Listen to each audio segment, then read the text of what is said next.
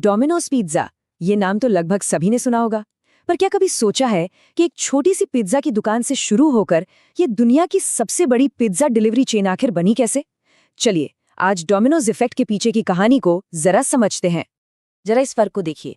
एक तरफ है 1960 जब ये सिर्फ एक छोटी सी दुकान थी, और दूसरी तरफ है आज ये दुनिया की सबसे बड़ी पिज्जा डिलीवरी कंपनी है। सच में ये सफर कमाल का रहा है और इसके पीछे की स्ट्रैटेजी और भी मजेदार है। तो सवाल यही उठता है, आखिर एक अकेली दुकान ने ये सब कर कैसे दिखाया? देखिए, इसका जवाब सिर्फ अच्छे पिज्जा में नहीं है, बल्कि कुछ ऐसे स्मार्ट और गेम चेंजिंग फैसलों में छिपा है जो आज भी बिजनेस की दुनिया में एक केस स्टडी माने जाते हैं। हर बड़ी कहानी की शुरुआत कहीं ना कहीं से तो होती ही है। तो चलिए जरा टाइम में पीछे चलते हैं और उस चिंगारी को देखते हैं जहां से ये सब कुछ शुरू हुआ। बात है 1960 की। अमेरिका में टॉम मॉनेगन ने डोमिनिक्स नाम की एक छोटी सी पिज्जा की दुकान खरीदी। बाद में इसी दुकान का नाम बदलकर डोमिनोज पिज्जा रख दिया गया। मतलब शुरुआत तो बहुत मामूली थी, लेकिन सपने बहुत बड़े थे। और फिर आया इनका सबसे बड़ा गेम चेंजर, एक ऐसा आइडिया जिसने डोमिनोज को सिर्फ एक पिज्जा की दुकान से एक ग्लोबल ब्रांड बना दिया और पूरी इंडस्ट्री का चेहरा ही बदल दिया। और वो आइडिया था ये 30 मिनट की डिलीवरी गारंटी। देखिए, ये सिर्फ एक ऑफर नहीं था, ये एक वादा था। एक ऐसा वादा जिसने डोमिनोज का नाम हर किसी की जुबान पर ला दिया और स्पीड ही इनकी पहचान बन गई। अब इस एक गारंटी का असर देखिए। सबसे पहले तो इसने कस्टमर्स का भरोसा जीता कि भाई पिज्जा तो टाइम पर आएगा ही। दूसरा, स्पीड, मतलब डोमिनोज, ये बात लोगों के दिमाग में बैठ गई। और तीसरा, इसी वजह से कंपनी इतनी तेजी से फेमस हुई जितनी तेजी से वो पिज्जा डिलीवर करते थे।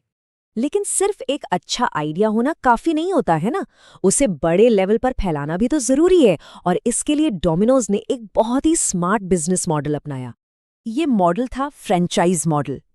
आसान भाषा में समझें तो डोमिनोज अपना ब्रांड, रेसिपी और काम करने का पूरा सिस्टम देता है, और कोई भी इंडिपेंडेंट ओनर उस सिस्टम को इस्तेमाल करके अपना लोकल स्टोर चलाता है।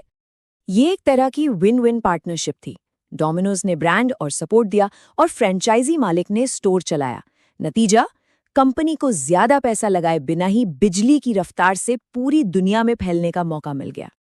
अब बात करते हैं इंडिया की। देखते हैं कि डोमिनोज ने अपने इस ग्लोबल मॉडल को भारत जैसे इतने बड़े और कॉम्प्लेक्स मार्केट में कैसे लागू किया और यहाँ कैसे सफलता हासिल की। भारत में डोमिनोज को ऑपरेट करने का अधिकार जुबिलेंट फूडवर्क्स के पास है। यही वो पार्टनर हैं जिनकी वजह से भारत में इस ब्रांड का इतना बड़ा एक्सपेंशन हो पाया। डोमिनोज की भारत में एंट्री हुई थी 1996 में। यहीं से भारत में उनकी जबरदस्त ग्रोथ की कहानी शुरू हुई। और आज नतीजा ये है कि भारत में 1800 से भी ज्यादा डोमिनोज स्टोर्स हैं। ये सिर्फ एक नंबर नहीं है, इसका मतलब ये है कि अमेरिका के बाहर भारत उनके सबसे बड़े और सबसे सफल बाजारों में से एक है। पर कहानी यहाँ खत्म नहीं होती।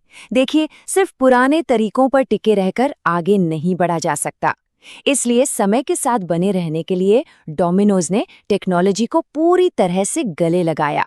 चाहे ऑनलाइन ऑर्डरिंग हो, मोबाइल ऐप हो या फिर लाइव ऑर्डर ट्रैकिंग, जिससे पता चलता है कि पिज्जा कहाँ तक पहुंचा।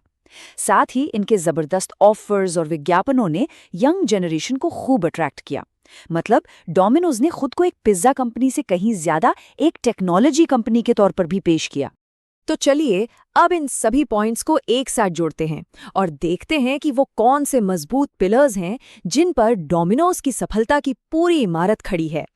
तो कुल मिलाके डोमिनोज की सफलता के पीछे ये 4 मुख्य वजह हैं।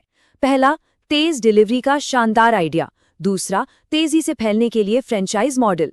तीसरा, मजबूत मार्केटिंग। और चौथा, टेक्नोलॉजी का बहुत ही स्मार्ट तरीके से इस्तेमाल।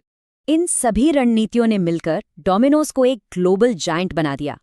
लेकिन अब जब ड्रोन डिलीवरी और एआई का जमाना है, तो सवाल ये है कि आगे क्या? डोमिनोज की सफलता की कहानी का अगला गेम चेंजिंग चैप्टर क्या होगा?